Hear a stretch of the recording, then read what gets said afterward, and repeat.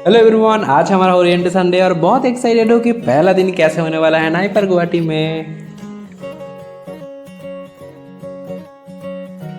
फिर हम चले गए ऑडिटोरियम हॉल में जहाँ पे प्रोग्राम होने वाला था। ऑडिटोरियम हॉल बहुत अच्छे से डेकोरेट किया गया था।